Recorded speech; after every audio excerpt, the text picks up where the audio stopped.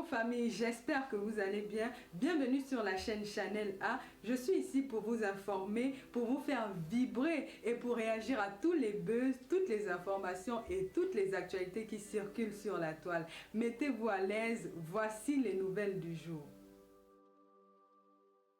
Avec vos gars, vos maris, veillez à ce que vos maris ne mangent pas trop de sel et aussi mangent beaucoup d'aliments avec des oméga 3, des oméga 6 parce que ça aide à réduire le cholestérol. Or, nos hommes, les hommes ouest-africains sont génétiquement prédisposés pour avoir les maladies cardiovasculaires. C'est pour ça qu'un jeune comme Marc-Vivien Fouet de Reggaeté Mémoire a fait un problème cardiovasculaire pendant un match et est mort.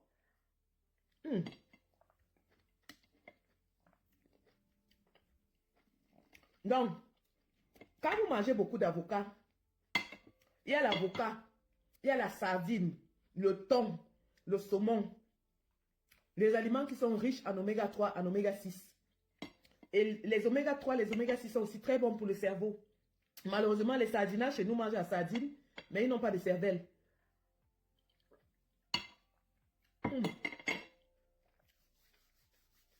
La tomate vapeur, c'est trop bon. C'est trop bon. Vous faites bouillir la tomate dans du jus de tomate. Sans rien ajouter, ni sel, ni rien. Nature, c'est bon. C'est trop sucré. Et la tomate, elle est riche en lycopène. Le lycopène est un antioxydant très puissant.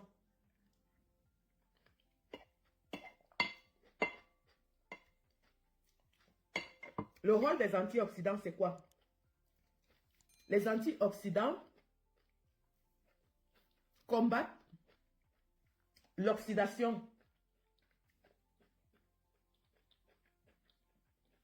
C'est un peu scientifique, hein, mais je vais essayer d'expliquer terre à terre. Les antioxydants dans les aliments aident à éliminer les toxines. Les toxines sont les déchets issus de la digestion et du fonctionnement des cellules qui sont difficilement éliminés par l'organisme. Ils sont là dans l'organisme et qu'est-ce qu'ils font lorsque vous avez les toxines dans votre organisme? Ça crée ce qu'on appelle l'inflammation. Et l'inflammation est la source de toutes les maladies. L'inflammation est la source de toutes les maladies. Parce que lorsque vous avez inflammation, votre corps veut lutter contre cette inflammation et produit donc des anticorps. Sauf que tellement votre corps travaille, qu'à un moment donné, il devient affaibli et vous devenez susceptible d'attraper des maladies telles que le diabète, l'hypertension, tout ce que même la simple infection. Même la simple infection pulmonaire ou je ne sais pas quoi, si vous avez beaucoup de toxines, vous êtes très prone aux maladies. Donc, c'est pour ça que c'est important de manger des aliments qui ont beaucoup d'antioxydants, comme les tomates, comme les oranges, comme les... Voilà, tout ce qui est fruits et légumes. Naturels, bien sûr.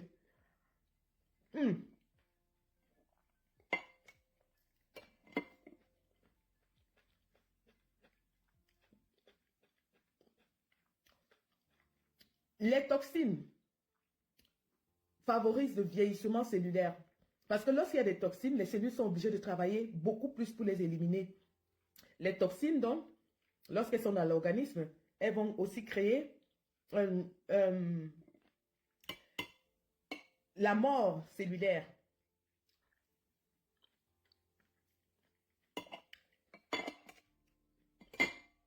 Donc, c'est pour ça qu'il est important de manger les antioxydants. Non, le lycopène dans la tomate, comme je vous expliquais, c'est un antioxydant. Il va débarrasser votre corps des toxines. Il va aider au renouvellement cellulaire.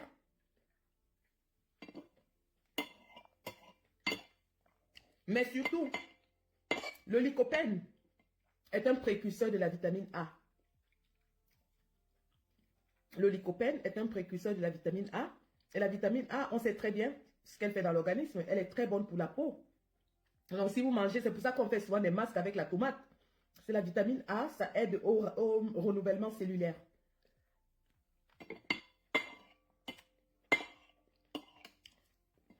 Donc, si vous faites des masques faciaux, votre masque facial, mettez souvent un peu de tomate dedans. Grattez, râpez la tomate, vous prenez le jus de la tomate. Vous faites un masque facial. Avec ça, c'est très bon.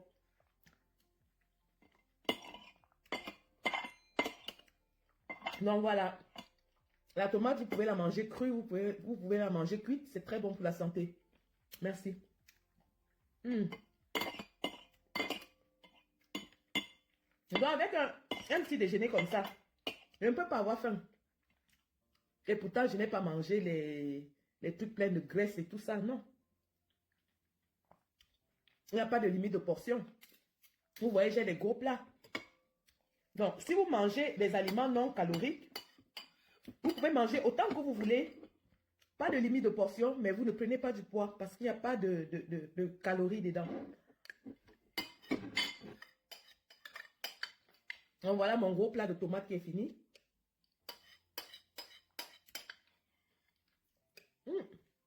C'est super mal. Ici en Suède, les aliments sont très frais. Et j'ai acheté un gros filet de saumon hier pour tout mon séjour. Donc, le saumon est frais ici jusqu'à. J'ai acheté un large filet de saumon que j'ai divisé en 4 pour mon séjour. Donc, hier, je l'ai préparé avec la sauce hollandaise, des pommes vapeur, des asperges. Vraiment un repas hyper frais et très, très nourrissant. Je réfléchis en anglais et puis je veux traduire en français. Voilà.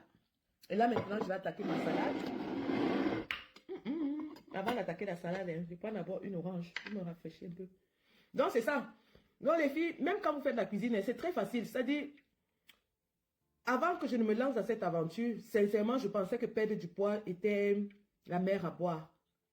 Parce que quand on atteint un certain poids, on se dit qu'on ne peut plus perdre. Je vous assure que quand je perds ma mère et que j'accouche mon fils, je faisais 120 kilos.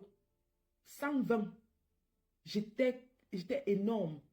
Et j'avais quel âge? J'avais quoi? J'avais 39 ans. J'avais 39 ans par là. Et je faisais 120 kilos. Quand je respirais, tu entendais de loin. Parce que quand la graisse a déjà envahi tous les organes internes, même respirer est un problème. Vous voyez les gens qui sont gros, quand ils respirent, vous entendez de loin. Parce qu'ils font un effort supplémentaire pour respirer. Les poumons ne se contractent plus normalement. Marcher était un problème. J'avais mal aux genoux. Je marchais, mes genoux me faisaient mal. Mon corps, mes jambes n'arrivaient plus à porter mon corps. Je faisais 120 kilos. Je vais vous poster les photos. J'étais énorme. Et j'ai pris ce poids très rapidement. J'ai pris ce poids peut-être en 2 ans quand je faisais de la dépression. Quand je faisais de la dépression, j'ai pris un poids énorme parce que je me négligeais. Je mangeais n'importe quoi. Je ne me contrôlais pas. Et surtout, à l'époque, c'est vrai que maigrir aussi, ça demande des moyens. Mais à l'époque, je n'avais pas de moyens. Donc, je mangeais les aliments en... Comment on appelle ça? Dans les boîtes, là, non. Les conserves, les aliments surgelés. Donc, quand je partais au supermarché, je cherchais le moins cher. Et le moins cher, c'est quoi? C'est les aliments surgelés. C'est les aliments en conserve. Et ça m'a fait prendre du poids. Et croyez-moi, même sur le plan de la santé, hein, j'avais pris un coup. Alors, j'accouche mon fils.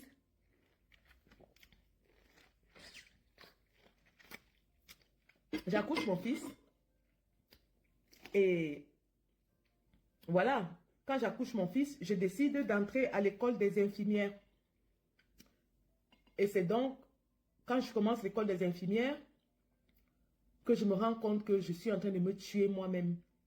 En mangeant mal, en ne faisant pas de sport. Et que si je continuais comme ça, je n'aurais pas la chance de voir mes enfants grandir. Parce que ça va très très vite. Hein. Lorsque vous êtes en surcharge pondérale, lorsque vous êtes obèse, parce que là, je n'étais même plus simplement en surcharge pondérale, j'étais cliniquement obèse. Lorsque vous êtes cliniquement obèse, vous avez dans toutes ces maladies qui vont arriver, le diabète, l'hypertension artérielle, et vous pouvez même faire un infarctus.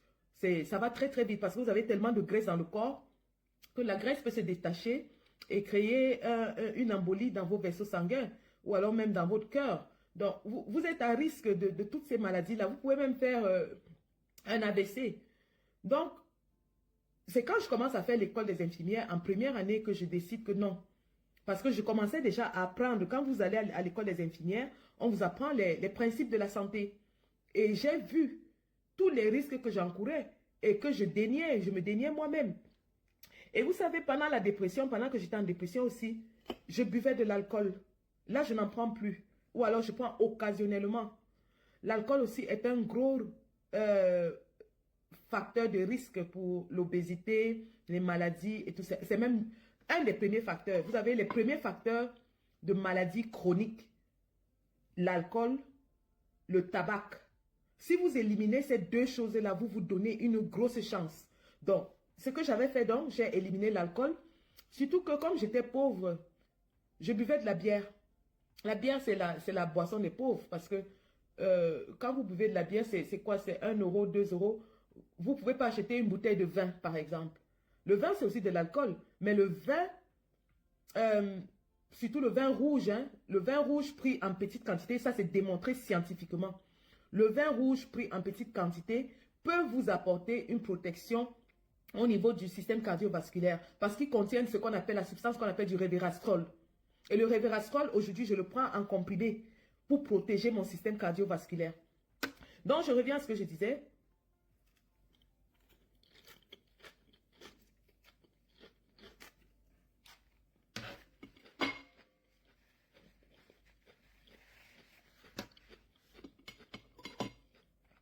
Donc, quand je commence l'école des infirmières en première année, en faculté des sciences infirmières, j'apprends tous ces risques-là. Et je décide que non. Mes enfants étaient encore mon dernier fils quand je commence l'université. Il n'avait même pas 1 an. Il avait peut-être 10 mois. Il avait 10 mois. Non. Je décide que non. Je vais faire quelque chose parce que je ne veux pas que mes enfants commencent à s'occuper de moi alors qu'ils sont encore tout petits. Parce qu'effectivement, quand vous commencez à avoir les maladies chroniques, à un moment donné, vous êtes incapable de prendre soin de vous. Et pour nous qui avons les enfants, ce sont nos enfants qui vont prendre soin de nous. Aucun parent au monde ne veut voir sa fille de 12 ans ou de 13 ans la laver, l'habiller. Donc, j'ai décidé de prendre soin de moi. Je me suis inscrite en gym. Avant même que je ne m'inscrive en gym, je ne me suis pas inscrite en gym moi-même. Hein. C'est mon médecin qui me fait la consultation annuelle. Quand j'ai atteint 40 ans, on m'a invité pour un passé ici chez nous. Quand tu atteins 40 ans, on t'invite pour un bilan de santé. Et tu dois faire ce bilan chaque année.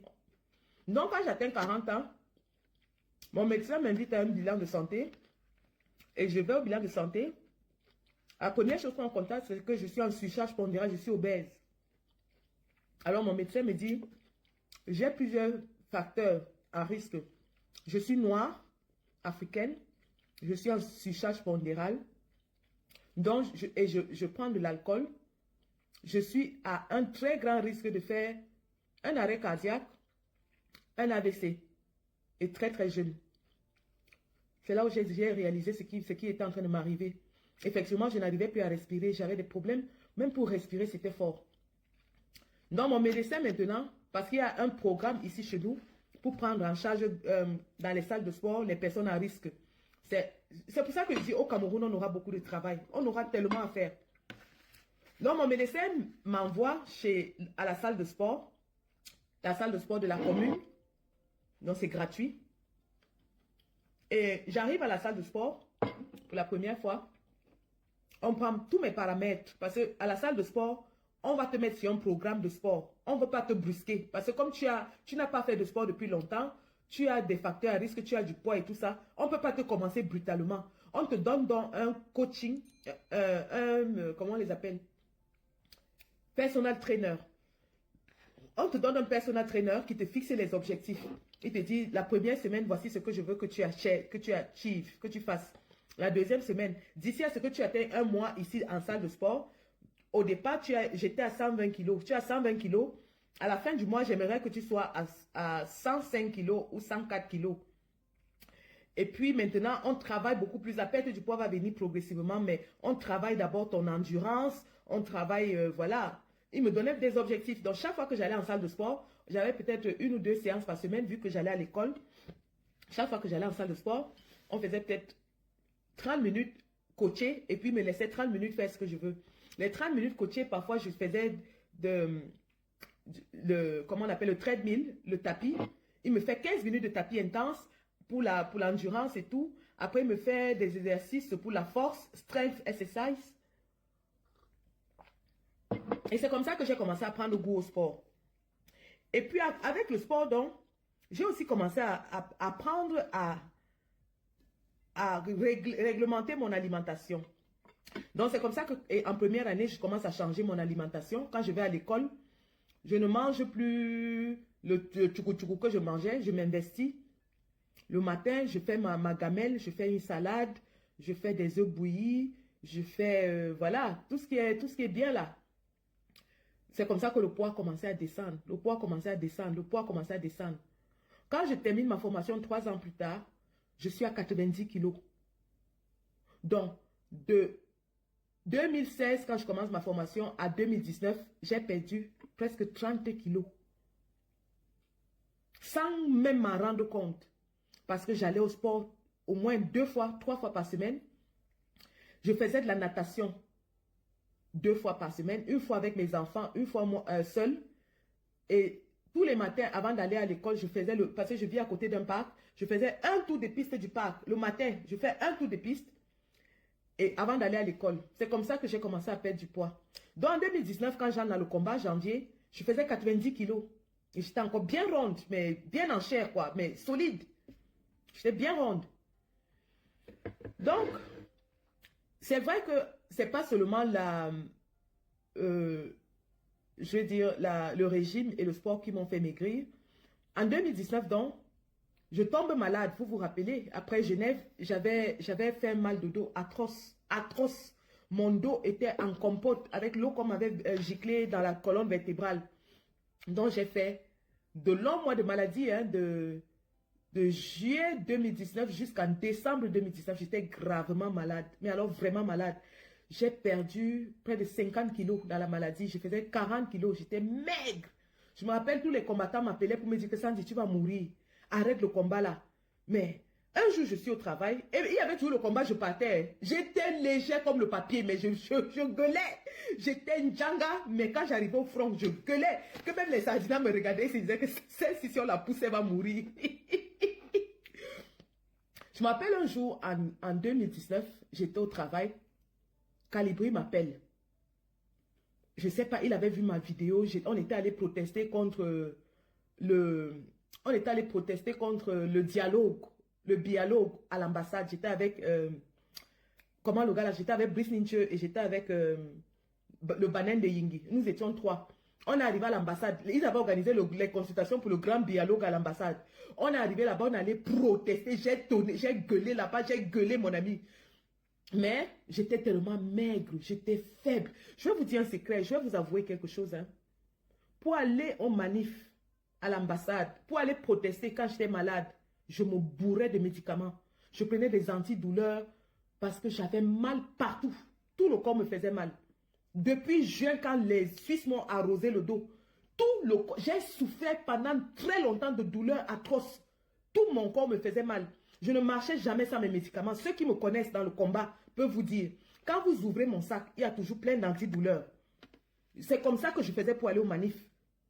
Je me bourrais d'antidouleurs parce que le corps me faisait mal de partout. Donc, Calibri m'a vu à cette manif, il m'a appelé. Il me dit, maman Sandy. J'ai dit, oui, mon fils. Parce que je l'ai toujours appelé mon fils. Hein. Oui, mon fils. Il me dit, maman, il pleurait. Calibri pleurait à chaudes larmes. Calibri pleurait à chaudes larmes. Il pleurait. Il me dit, maman Sandy, je vais chercher l'argent, je te paye, tu vas te reposer, je te donne. Je réserve un hôtel quelque part, tu te reposes. Maman, laisse le combat comme ça, repose-toi. Je lui demande pourquoi. Il me dit, maman, je t'en supplie, on ne veut pas te perdre, va te reposer. Ça ne va pas.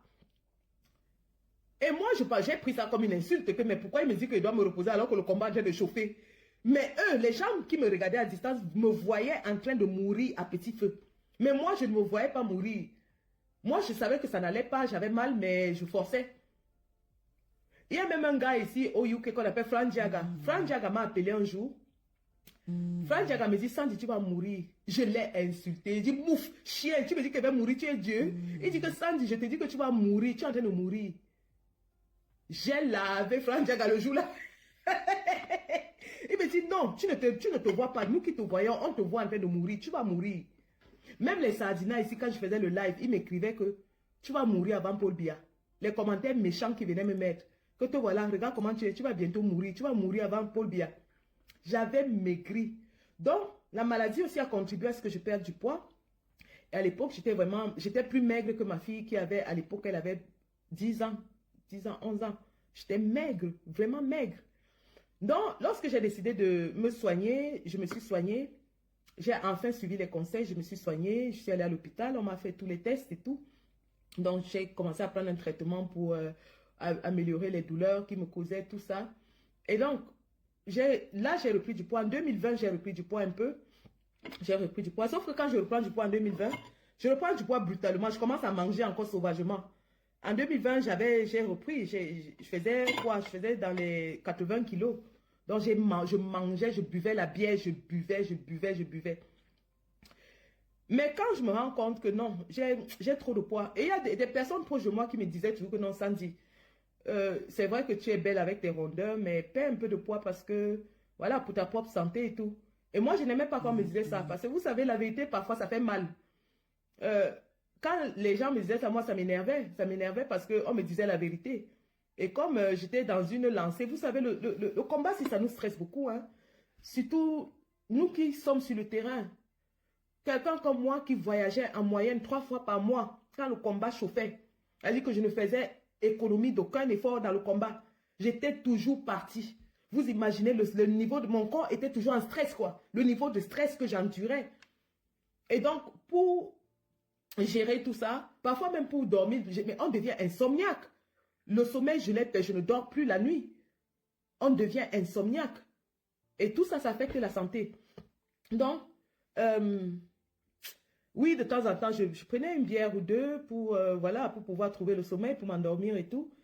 Mais donc, à un moment donné, en 2021, surtout avec ce qui m'est arrivé, vous savez, quand j'ai été exposée dans la toile et tout, c'est là où j'ai décidé de me reprendre en main.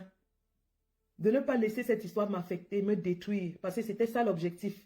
Ceux qui l'ont fait voulaient effectivement me détruire, voulaient me voir disparaître. Ils voulaient me voir anéanti.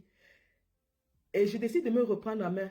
Et je leur dis merci, hein, parce que c'est grâce à eux que je suis là où je suis aujourd'hui. Et je suis toujours en train de progresser.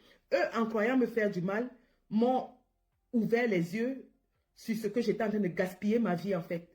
Gaspiller ma vie à être avec des personnes qui n'ont pas d'ambition, qui n'ont même pas de potentiel, qui n'ont rien. J'étais en train de gaspiller ma vie. Donc, je leur dis merci. Si vous croyez qu'avoir publié mes vidéos, mes photos, il n'y a pas de vidéo de moi. Il n'y en a pas. Sauf s'ils m'ont filmé quand je dormais. Et ça, c'est très lâche. Mais ils ont sorti des photos de moi, qu'ils ont volées même dans mon téléphone. Hein, ça, il faut le dire. Ils ont cru qu'ils allaient m'anéantir. Ils ont cru qu'ils allaient me finir. Ils ont cru qu'ils allaient me pousser au suicide. D'ailleurs, ils ont dit que leur but, c'était de me pousser au suicide. Ils ont cru qu'ils allaient me chasser du combat, que j'allais disparaître, j'allais être zéro. Mais Dieu merci. Et ça serait arrivé quand j'étais encore dans l'état d'esprit dépressif. Ça serait arrivé si j'étais encore en dépression. Mais je leur dis merci parce que grâce à eux, j'ai réalisé que j'étais en train de... J'ai passé 1 an à gaspiller ma vie. Et donc, j'ai décidé de me reprendre en main. Et aujourd'hui, professionnellement, personnellement, physiquement, je suis au top de ma forme. J'en profite ici pour remercier quelqu'un, pas quelqu'un de très particulier, hein, qui m'a accompagné pendant toute cette période-là. Quelqu'un qui était à mon chevet de jour comme de nuit, qui m'a prodigué des conseils, qui m'a consolé, qui m'a redonné confiance en moi, qui m'a appris que j'avais de la valeur. Je dis merci à cette personne. Et c'est vrai que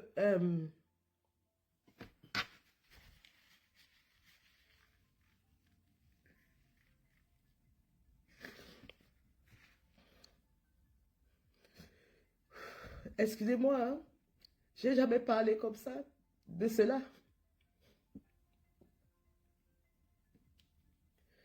Mais oui, j'ai eu beaucoup de chance à ce moment-là. Il y avait des personnes très bienveillantes autour de moi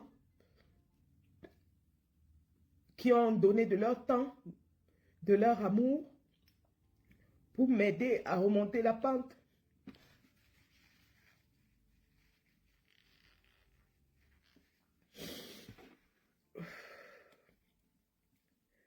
Et ça, je leur serai toujours reconnaissante pour ça. Je ne suis pas quelqu'un d'ingrat. Je ne crache pas sur les efforts des gens, aussi petits soient-ils. Tous ceux qui me côtoient savent que je suis quelqu'un de...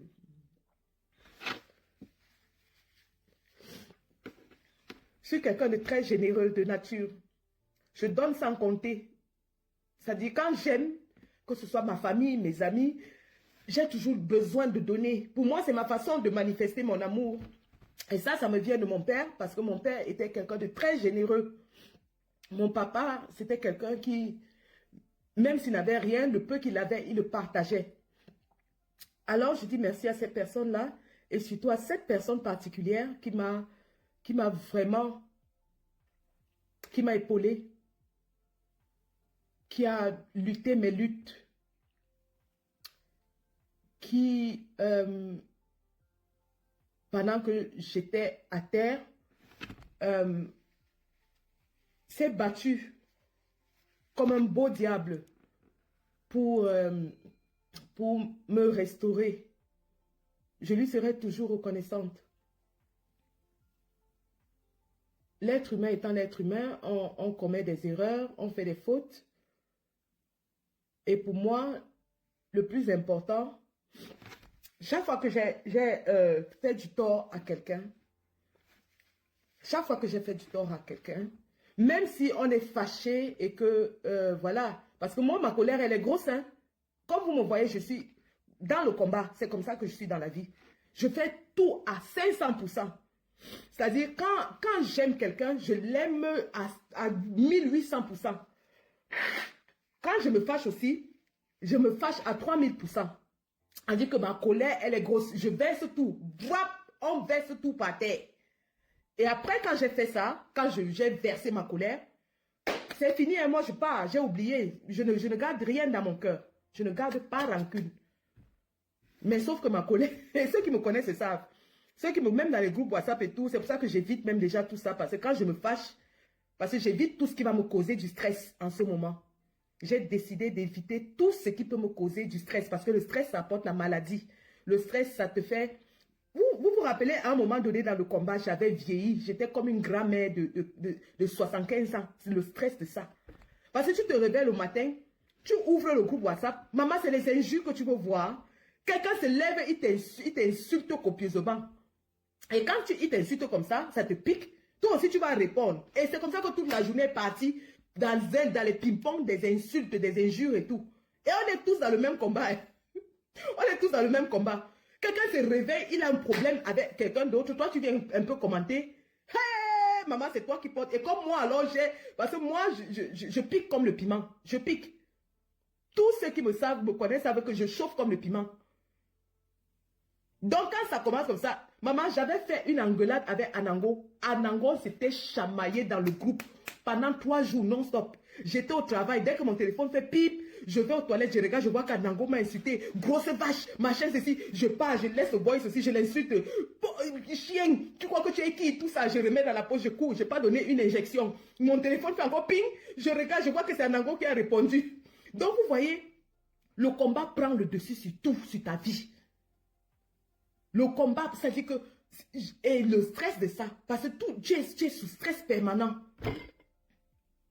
Donc, j'ai décidé de m'éviter cette peine-là. Et je m'en porte mieux depuis. Je m'en porte très bien. Les insultes de Facebook, ça, je gère encore. Ça me zéro, rien à cirer. Ça glisse sur moi comme une cuille. Mais c'est réveiller tous les jours et voir que quelqu'un qui est dans le combat avec toi. Parce que vous avez une opinion divergente sur un sujet. T'as déjà insulté, t'as rappelé que tu es ici, t'as rappelé que tu es ça. Mais non. Non, non, non, non. Donc, oui, les gens qui m'ont aidé, qui m'ont soutenu, je leur serai toujours reconnaissant. Ils se reconnaissent, qu'ils sachent qu'ils sont loin des yeux, près du cœur. Et que quoi qu'il arrive, c'est dans les moments difficiles qu'on sait qui est qui. C'est quand vous êtes en difficulté. Les vrais amis, c'est pas quand vous êtes bien. C'est pas quand vous êtes en abondance, quand tout vous sourit. C'est les profiteurs qui viennent à ce moment-là. Les vrais amis, c'est quand vous êtes par terre. C'est là où on connaît qui est qui. C'est là où on sait qui a de l'affection pour vous. Donc, cet épisode-là m'a permis de me reprendre en main grâce à ces personnes qui étaient autour de moi et particulièrement cette personne qui m'a vraiment motivée, qui m'a donné l'exemple de Nathalie Nkoa, qui m'a dit que regarde Nathalie Nkoa a subi la même chose que toi et pire parce que elle, c'était dans le monde entier, sa nudité, son sexe était dehors et tout, mais regarde comment elle s'est reconstruite, regarde comment elle a changé radicalement son physique, elle a changé son look, elle a progressé professionnellement et tout. Tu peux le faire. Cette personne était toujours à mes oreilles pour me dire ça. Que prendre Nathalie Nkoa un exemple, si elle a pu traverser cette période, et ça l'a même d'ailleurs rendue plus célèbre, plus forte et tout, toi aussi tu peux le faire. C'est donc ainsi que je me remets au sport. Je me remets au sport, je commence à... C'est vrai que c'était pas facile, hein, je vais pas vous mentir, je trichais. Même maintenant, je triche. Je fais pas au sport autant que je le voudrais. À l'époque, à un moment donné, je faisais beaucoup. Mais après, vous savez, il y a des moments, vous arrivez au pic, après vous chutez. C'est comme ça, la vie n'est pas... tout ce qu'on fait dans la vie n'est pas rectiligne. La vie n'est pas une ligne rectiligne. Il y a des hauts, il y a des bas. Donc même dans le sport, il y avait des moments où vraiment j'étais au pic, où chaque matin, quand je me réveillais, j'avais la pêche. Je sortais faire un petit jogging, je partais en salle de sport avant d'aller au travail, ou alors au retour du travail, je m'arrêtais en salle de sport. Je faisais peut-être 30 minutes de tapis, de musculation et tout. Mais voilà, je me suis remise au sport, j'ai repris mon contrôle alimentaire. Je mange, hein. Là même, j'ai pris du poids comparativement à quand j'étais au combat de Nganou en Arabie Saoudite, j'étais très mince. Quand j'étais en Arabie Saoudite, je faisais 65 kilos. Là, je suis à 70 par là. Donc, j'ai repris. Quand vous m'avez dit que oh, c'était bien quand tu avais le poids, vraiment, il faut reprendre. Vous, là, vous dérangez aussi. Hein. On est gros, vous dites qu'on est gros. On maigrit, vous dites qu'on a trop maigri. Et les Sardinats venaient m'insulter que tu as le sida. Tu as le sida. Ça a commencé par Sébastien Ebala qui avait fait un post pour dire que j'ai le sida. Ils ont commencé à écrire partout. J'ai donc dit que, ok, je vais reprendre du poids. Donc, dès que je suis rentrée de Dubaï, j'ai fait de mars, avril, nous sommes à mai, 2 mois, où je mangeais vraiment africain avec l'huile de palme. J'ai fait le coq des Bassars avec plein d'obstacles, les pots de viande, les pots de bœuf, les noix de palme, l'huile de palme, je faisais les beignets haricots. J'ai vraiment pris du poids comparativement à quand j'étais à Dubaï. Regardez, là maintenant, excusez mon bordel, hein. Moi je suis très bordélique. Regardez, j'ai pris du poids, non? J'ai un peu pris du poids là. Donc là, j'ai décidé de prendre un peu de poids. Mais le maximum pour moi, c'est voilà 70 kilos parce que je fais 1,65 m de hauteur. Je ne veux plus retourner à 80 kilos, même pour ma propre santé. 80 kilos, c'est trop. Donc voilà. Et les aliments gras ne me manquent pas. Avant, je mangeais les saucisses, les choses comme ça. Je bouffais ça jusqu'à... Les chips. Maman, chaque jour quand je sortais avec mes enfants, on partait au McDonald's, au KFC et tout ça. Je commandais le chinois au moins 1 fois par semaine. Je restais à la maison comme ça, je commande le chinois. Aujourd'hui, ça ne me manque pas. J'étais devenue addictée au KFC. Vous connaissez les ailes de poulet de KFC qui sont un peu pimentées là, non? Je mangeais ça jusqu'à... Chaque jour, dès que je rentre du travail, je m'arrête d'abord au KFC. Je mange. Et si vous avez constaté, quand je faisais souvent mes vidéos au travail, je buvais toujours le Fanta, non?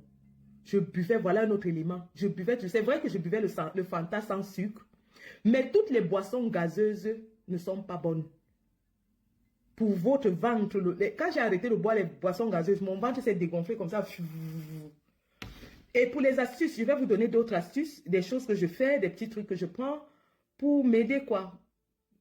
Mon ventre, je me rappelle qu'à Genève, j'avais un gros ventre. C'était le ventre de la bière. J'avais un gros ventre. À Genève, là, j'avais le dit Boumla Gari, mon ami. Et je n'avais pas moi honte de mon ventre. Hein. Je sortais ça, celui qui n'est pas content, c'est son problème. Je sortais mon gros ventre. Maintenant, mon ventre a quand même diminué. C'est vrai que je peux le raffermir, mais je me tue pourquoi, gars? Je fais petit à mon niveau. Je suis à mon niveau. Je fais petit. Je vais aller me tuer que je vais devenir qui Naomi Campbell à presque 45 ans. Pour plaire à qui? Pour plaire à qui? Qui va me donner plus que ce que j'ai déjà? Ah, s'il y a un homme là qui peut m'élever plus que ce que je suis déjà, qui se signale.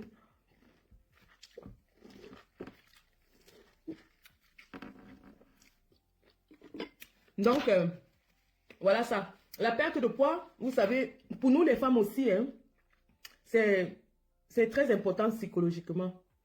Je me rappelle quand je faisais la taille 52. Je faisais la taille 52. Pour trouver mes vêtements, c'était difficile. C'était dur.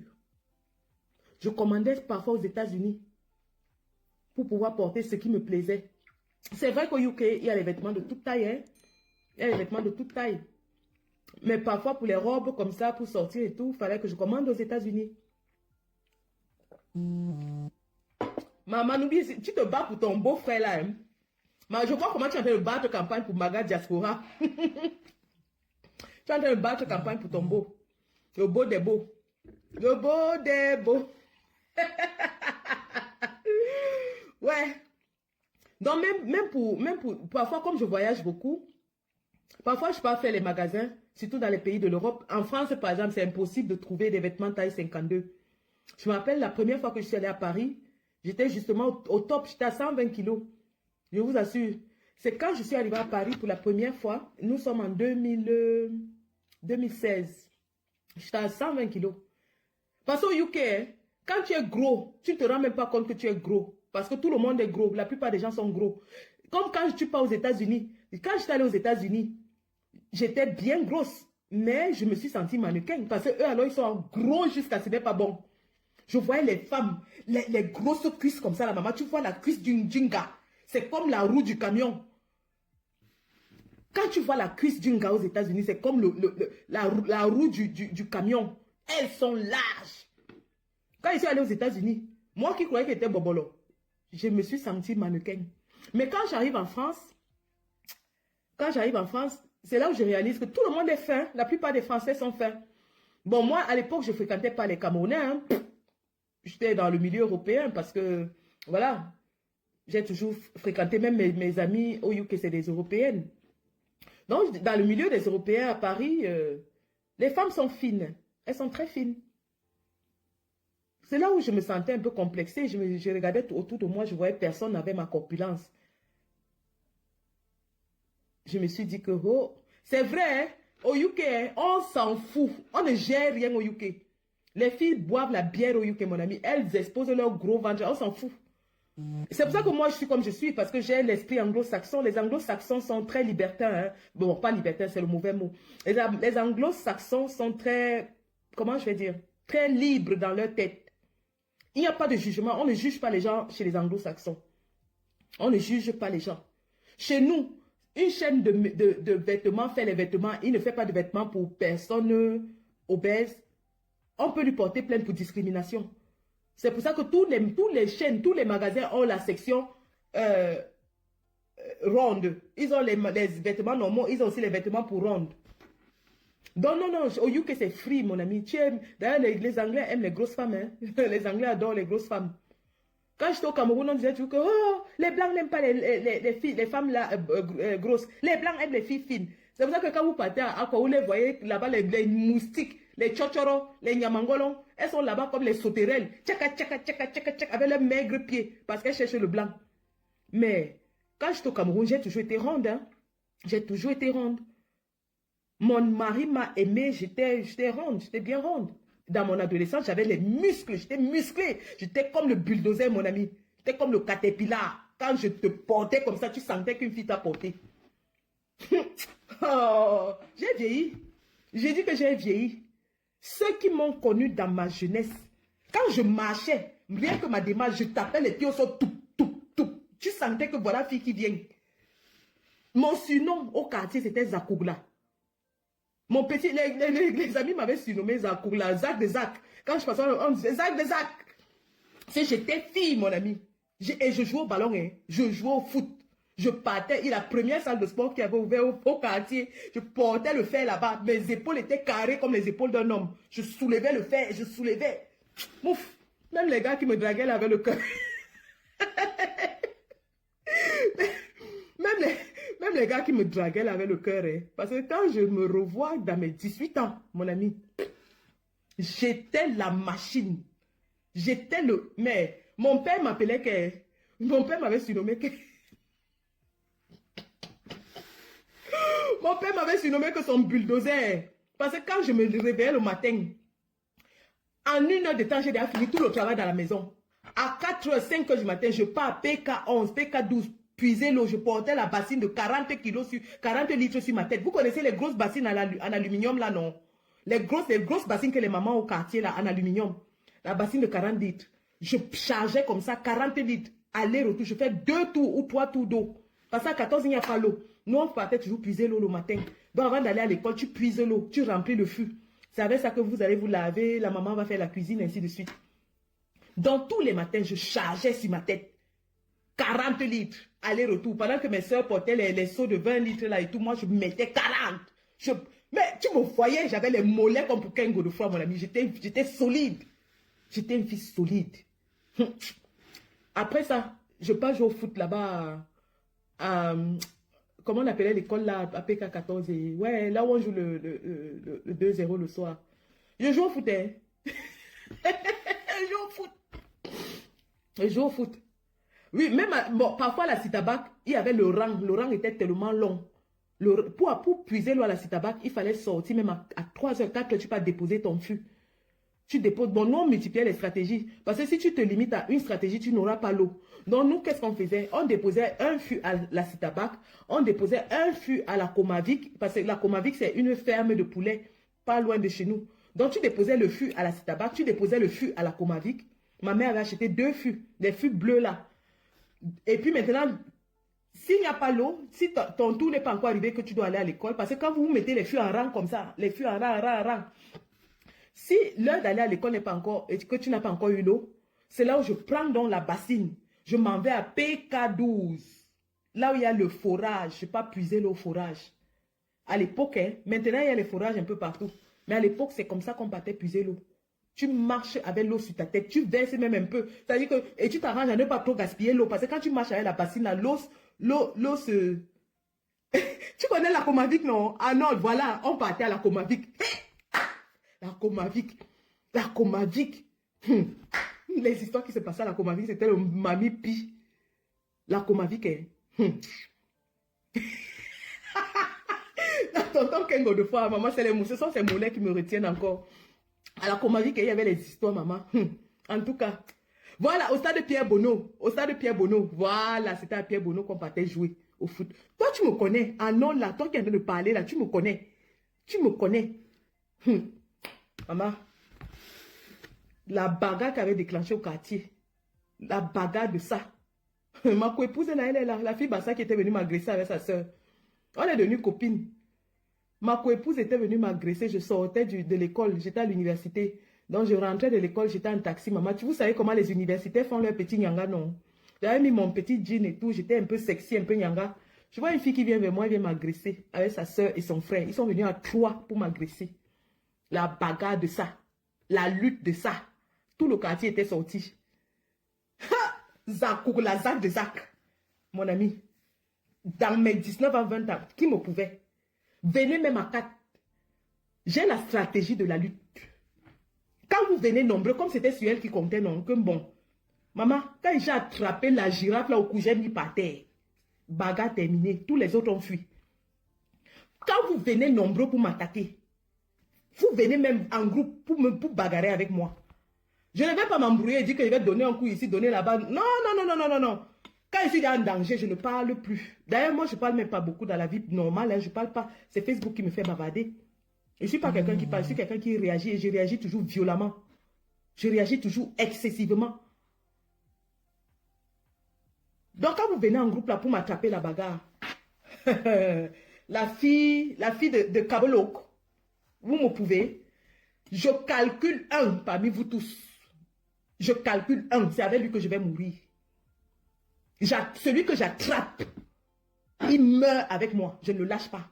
Et si je t'attrape dans la bagarre, tu vas regretter. Et si je réussis à mettre mes mains sur toi, tu peux tout faire tant que je ne mets pas les mains. Quand je t'attrape là, tu vas lire en toutes les langues. Je ne meurs pas comme ça. Vous venez en groupe m'attaquer. J'attrape un.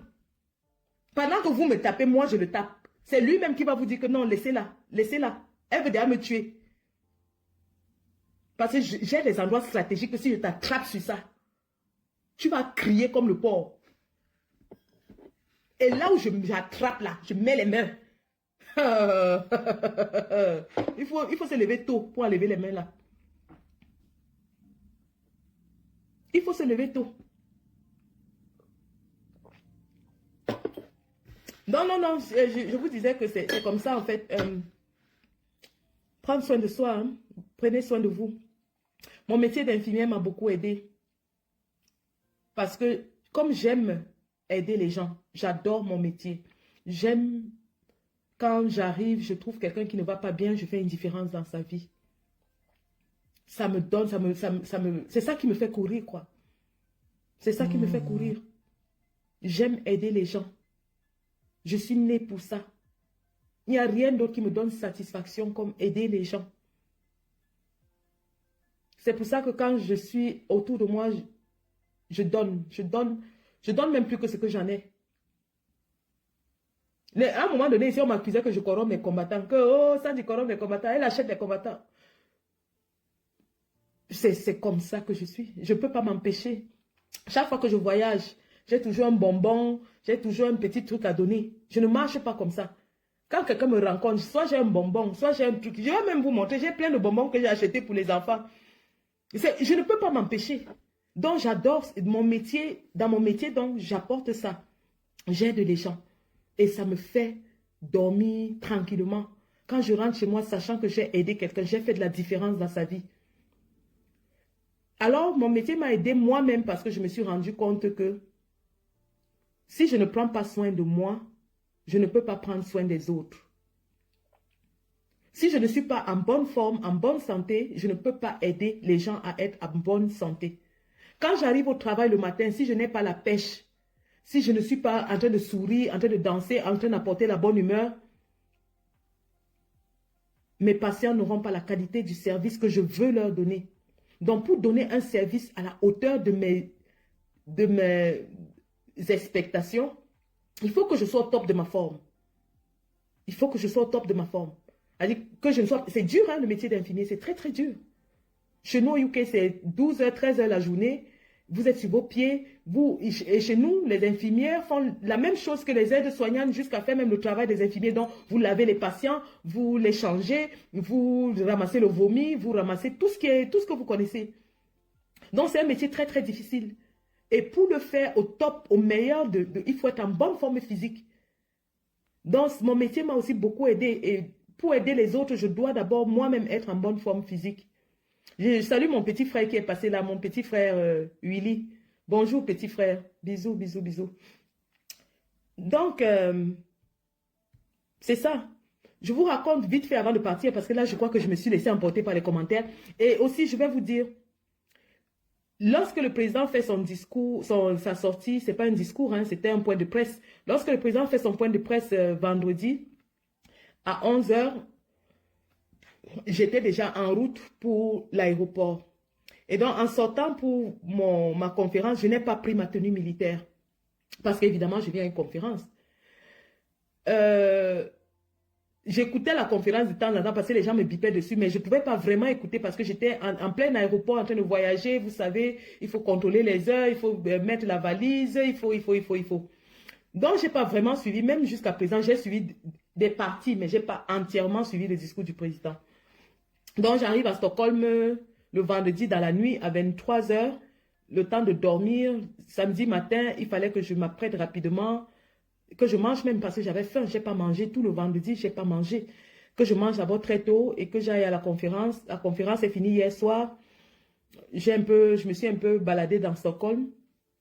Et ce matin, je m'entretiens avec vous. Je vais aller à la conférence. Je crois que ça va finir tard parce qu'on a un after après ça. Et donc, c'est lundi. Je pense que lundi, ça va finir un peu tôt. Lundi, je vais faire le décryptage parce que le père a fait fort. Notre père a tchouqué en plein dans le fémur. Et on ne peut pas laisser ça passer comme ça. Et sous ses doigts lileurs. Et nous, ici en diaspora, nous refusons. Je dis bien, on refuse les conditions que les Cam a mis là. On n'accepte pas ça. S'ils n'enlèvent pas ces conditions pour que les Camerounais s'inscrivent, personne ne va voter en diaspora. C'est ça qui est ça. Je répète, pas d'inscription, pas de vote. Si vous n'enlevez pas vos conditions là, le jour du vote, nous tous on sera à l'ambassade et on va voir qui va voter. Donc je vais... Non, ne vous inquiétez pas, je suis l'oncle Kamto. Il n'y en a pas deux, c'est moi le tam-tam de Kamto. Depuis là, vous avez vu, je n'ai pas tapé le tam-tam de Kamto, je n'ai pas encore tapé.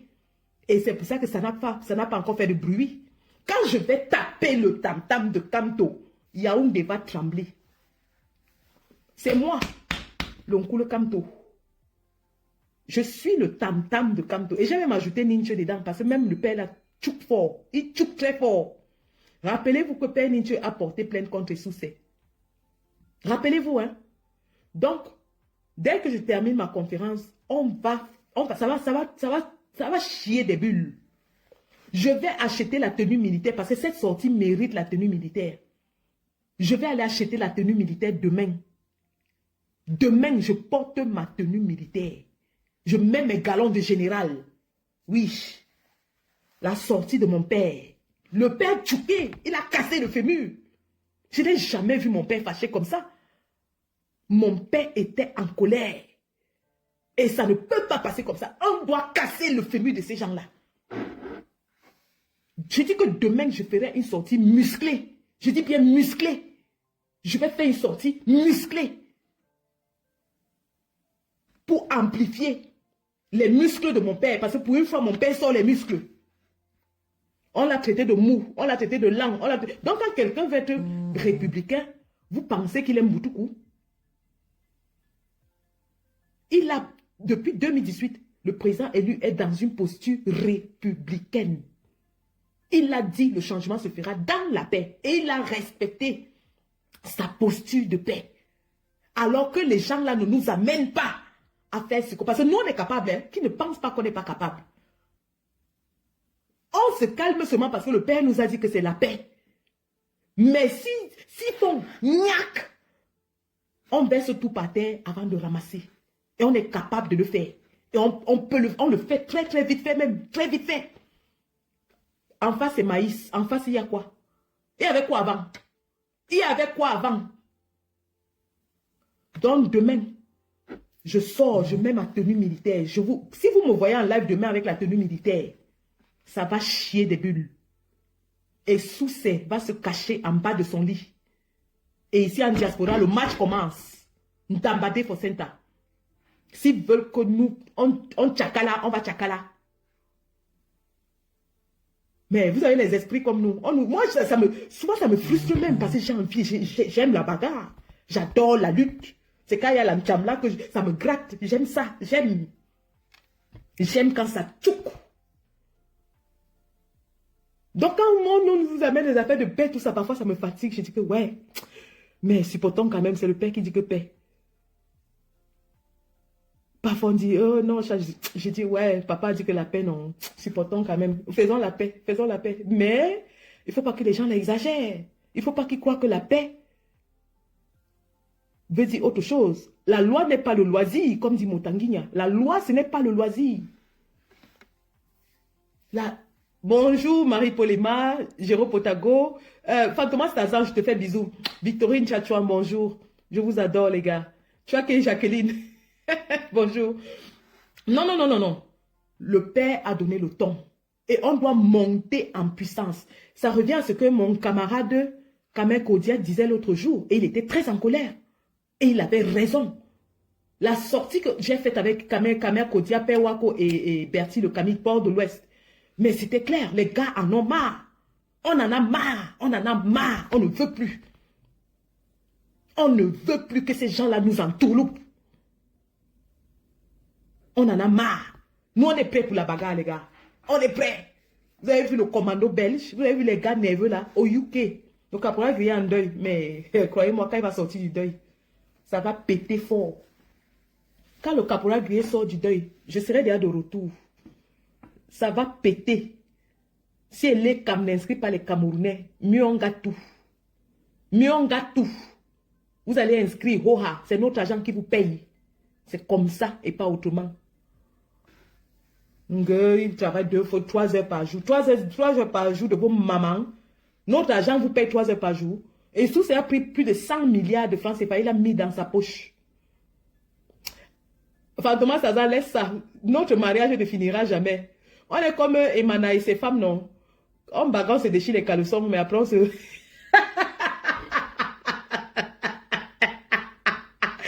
y a mes personnes ici qui, même si on se gâte n'importe comment, ça ne va jamais se terminer entre nous. J'ai mes gens.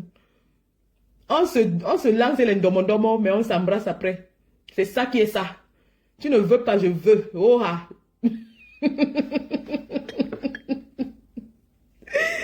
Ouais. Donc les gars, rendez-vous demain. Sortie musclée. Sortie, je dis bien, ma sortie demain sera le muscle. Le muscle. Et ça va se concrétiser le 18 à Paris. On doit montrer à ces gens, le 18 à Paris, que nous sommes prêts.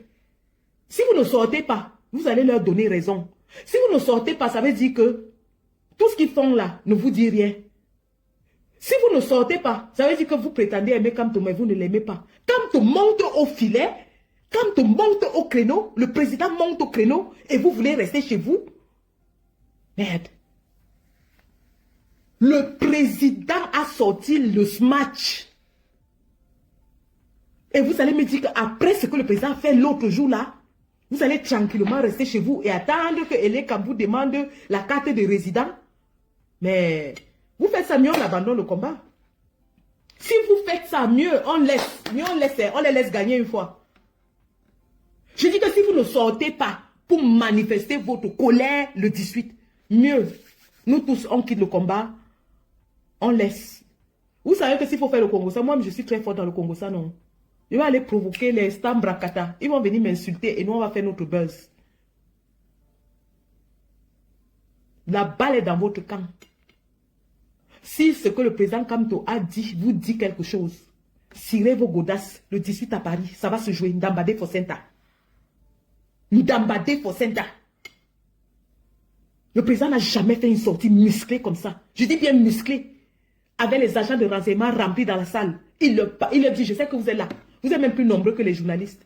Mais sachez qu'on ne me fait pas peur. Et vous voulez vous cacher dans vos trois rats?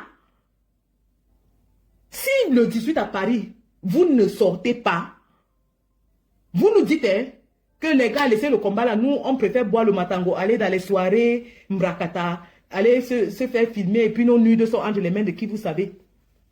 Ben oui. Si vous ne sortez pas, nous, on va comprendre que non. Vous préférez aller manger les porcs braisés dans les Nganda à Paris, aller pinailler avec les vieilles chouettes waka, vous faire filmer et vos nudes entre les mains de qui vous savez. Votre vie, pour vous, quoi là-dedans? Mais si vous êtes conscient du fait que le Cameroun ne va pas, si vous êtes conscient du fait que même comme vous êtes en Europe, vous n'avez rien au Cameroun, vous ne pouvez rien faire, on vous a escroqué même. Vous voulez même investir pour développer votre pays, on vous escroque et rien ne fait. Si vous êtes conscient du fait que la vie serait mieux au pays si tout était bien. Si vous êtes conscient du fait que vous travaillez ici en Europe, dans le Ndjormassi, comme nous on travaille là, 13 heures par jour, 5 jours par semaine, toujours fatigué. Si vous êtes conscient du fait que il y a enfin quelqu'un qui tient tête à ce gouvernement, et que vous devez lui apporter votre soutien. La marche ne fait pas toute la journée. La marche, c'est de 13 heures à, je crois, 16 heures. Sacrifiez 2 heures, 3 heures de votre temps. Et après, vous pouvez aller dans... On ne vous empêche pas d'aller dans l'Engana. Hein? On sait que les Camerounais aiment la vie. D'ailleurs, même ce soir-là, dans l'Engana de Paris, ils vont faire la fête. Ce sera la recette partout. Donc, si vous voulez, joignez l'utile à l'agréable. Venez à la marche. Et après, vous allez vous amuser. Vous allez vous amuser. Personne ne va vous empêcher de vous amuser. Mais venez, sacrifiez 2 heures. Pensez à ces Camerounais qui voyagent des autres pays, qui prennent les avions, qui prennent les hôtels, qui posent des jours de travail. Moi, par exemple, un week-end où je ne travaille pas. Mon week-end, le samedi, c'est le week-end que je fais l'argent. Hein. En semaine, on ne paye pas bien. C'est pour ça que je travaille toujours les week-ends. Donc, mon dimanche, c'est 500 pounds. Et mon samedi, c'est 400 pounds. Donc, quand je rate le week-end, j'ai perdu presque 1000 pounds. Et nous sacrifions comme ça depuis des années. Parce que les manifestations, c'est toujours les week-ends. Ça, c'est le manque à gagner. On n'ajoute pas les frais de déplacement, les frais de logement, les frais de mangement. Parce que vous me voyez, je suis à Stockholm, voilà, j'ai fait des courses, mon frigo est plein.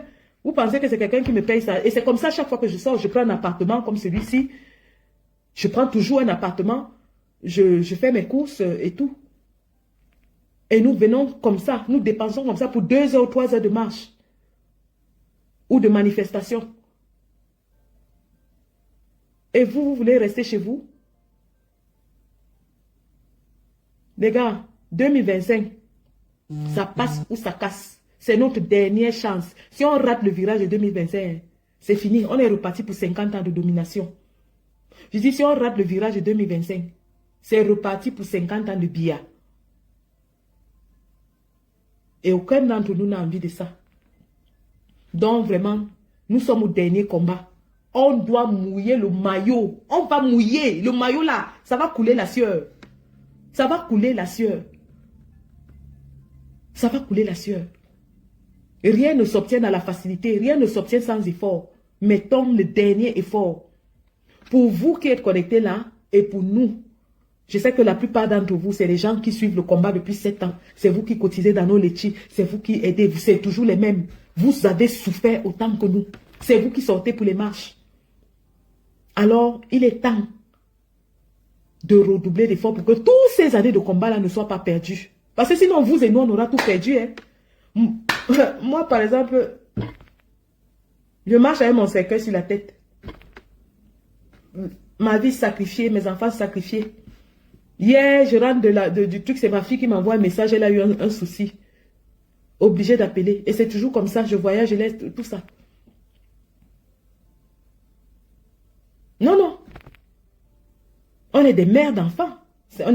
Nous sommes des mamans. Imaginez une maison où la maman est toujours partie.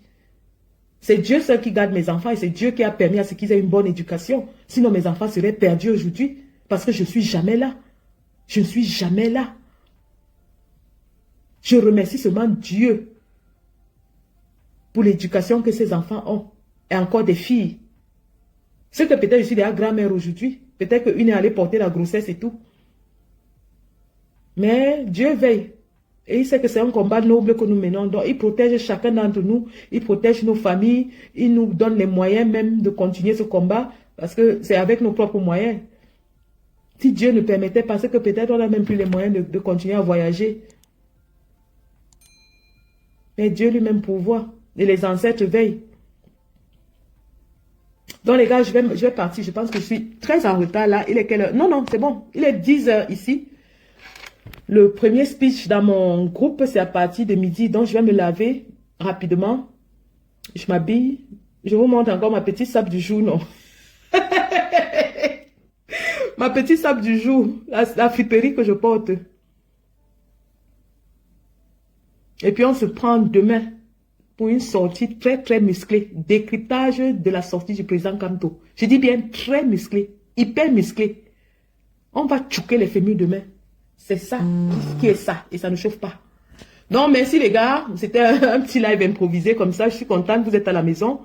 Vous avez quand même été plus de 200 à me suivre ce matin. Merci. Et on se prend à demain. Je vous aime. Merci. Mais Amoni Saskia, ma sistou. Ma sistou. La sœur de qui? La sœur de qui? Bon, pour nous, on dit la lionne de qui?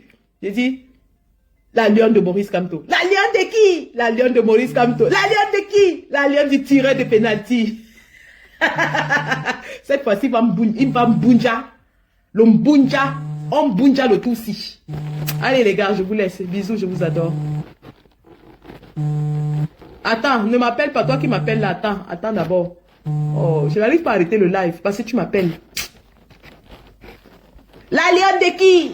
La lionne de Maurice Kamto. La lionne de qui? La lionne de Maurice Kamto. La lionne de qui? Bonjour ma baleine blanche. Bisous, bisous, bisous chérie, merci.